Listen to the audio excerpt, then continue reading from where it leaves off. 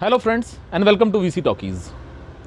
आज सुबह सुबह मैंने एक ट्वीट देखा आईएफएस ऑफिसर परवीन कासवान का, जिसमें उन्होंने एक फ़ोटो ट्वीट किया था और उसमें दिखाया था कि किस तरीके से एक आदमी ने पेड़ काटे और अगले सीज़न में उसका घर जो है पानी में डूब जाता है।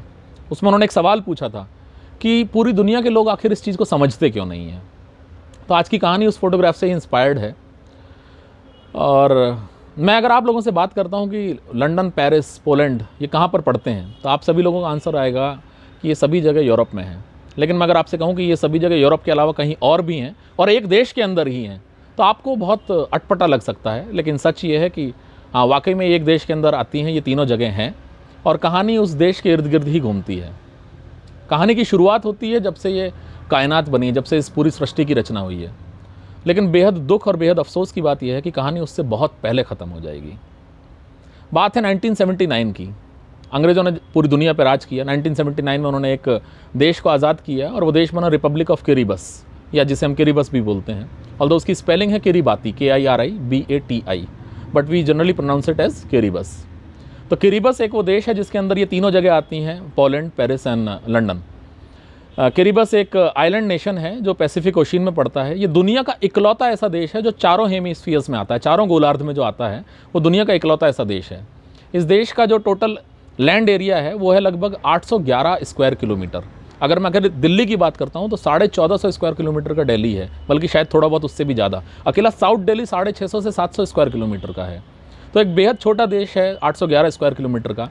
उसकी आबादी है लगभग 1.25 लाख।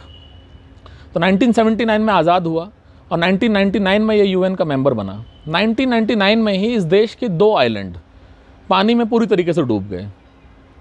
ये कहानी अपने आप में एक कहानी नहीं, एक अलार्म भी है कि एक देश है जो 1979 में आज़ाद हो रहा है और अगले 20 साल के अंदर उसके 2 आइलैंड पूरी तरीके से पानी में डूब जाते हैं।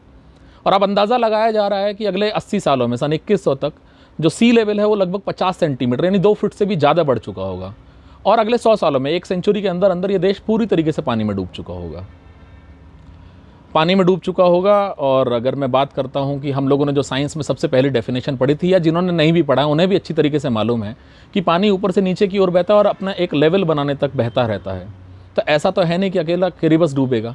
अगर किरिबस डूबेगा तो और सी लेवल केवल वहीं पर बढ़ेगा, सी लेवल तो पूरी दुनिया में एक साथ बढ़ेगा और एक लेवल होने तक बढ़ता रहेगा। तो अगर किरिबस पूरा डूब जाएगा, 1.25 लाख की आबादी वाला एक देश, तो दुनिया में बहुत सारे देशों पर इसका फ़र्क पड़ेगा। अगर मैं अकेले हिंदुस्तान की बात करता हूँ तो हिंदुस्तान की कोस्ट लाइन लगभग 7,500 किलोमीटर की है। मेन लैंड की लगभग 5,500 किलोमीटर, और जो हमारे आइलैंड्स हैं उनको भी जोड़ लो जो लगभग 2,000 किलोमीटर की कोस्ट लाइन होती है। तो 7,500 किलोमीटर की कोस्ट लाइन तो अकेले हिंदुस्तान की है। तो हिंदुस्तान पे उस चीज़ का कितना फ़र्क पड़ने वाला है। ऐसा क्यों होगा? ऐसा बिल्कुल सिंपल सी बात है कि भाई सी लेवल बढ़ने से होगा। सी लेवल क्यों बढ़ेगा ये हम सभी लोग बहुत अच्छी तरीके से जानते हैं, लेकिन एक्चुअली कभी उसके बारे में सोचते नहीं हैं। सोचते तो हम इस चीज़ के बारे में भी नहीं है बहुत सारे लोग कि हमारे माँ बाप हमसे कितना प्यार करते हैं। हाँ, जब हम माँ बाप बन जाते हैं तब हम ये ज़रूर कहते हैं कि भाई मैं अपने बच्चे से बेहद प्यार करता हूँ। हम अगर अपने बच्चों से बेहद प्यार करते हैं तो हमें ये भी सोचना होगा कि हमारे बच्चे भी अपने बच्चों से बहुत प्यार करेंगे और उनके बच्चे भी उनके बच्चों से बेहद प्यार करेंगे। अगर हम अपने बारे में सोचते हैं तो हमें अपनी आने वाली पीढ़ियों के बारे में भी सोचना चाहिए। अगर हम नहीं सोचेंगे तो डेफिनेटली हम लोग अगले किरिबस होंगे। 100 साल में नहीं होंगे तो 500 साल में होंगे, 500 में नहीं होंगे 1000 साल में होंगे, लेकिन होंगे ज़रूर। इसे कोई बदल नहीं सकता। समस्या क्या है? सबसे बड़ी हमारे साथ खुद है कि हम लोग समस्या के रियल कॉन्सिक्वेंसेस के बारे में ना सोचते हैं, ना ही कभी जानते हैं। हम सिर्फ बात करते हैं। हम बात कर सकते हैं ओजोन लेयर के बारे में, हम बात कर सकते हैं एनवायरनमेंट के बारे में, हम बात कर सकते हैं पॉल्यूशन के बारे में, हम बात कर सकते हैं स्मॉग के बारे में। बात तो जिन लोगों ने ज़िंदगी में कभी एक पौधा नहीं लगाया होता वो बात करते हैं किसानों के बारे में। जिन्होंने ज़िंदगी में कभी किसान नहीं देखा वो बात करते हैं पराली के बारे में। जैसे पूरी दुनिया में जो भी सारा पॉल्यूशन है वो केवल पराली जलाने से होता है, हमारा उसमें कोई योगदान नहीं है। गर्मियों में हम एसी को 16 डिग्री पे करके और रजाई ओढ़कर सोना पसंद करते हैं। क्या वो पॉल्यूशन में एक हिस्सेदारी नहीं है? जिस तरीके से दुनिया में ट्रैफिक बढ़ता जा रहा है, जिस तरीके से गाड़ियाँ बढ़ती जा रही हैं, कार पूलिंग नाम की चीज़ से हम लोग किसी भी तरीके से परिचित ही नहीं है। क्या वो उस चीज़ के लिए जिम्मेदार नहीं है? तो जो आईएफएस ऑफिसर परवीन कासवान ने एक सवाल पूछा था कि मेरी समझ में नहीं आता कि लोग इस चीज़ को समझते क्यों नहीं है।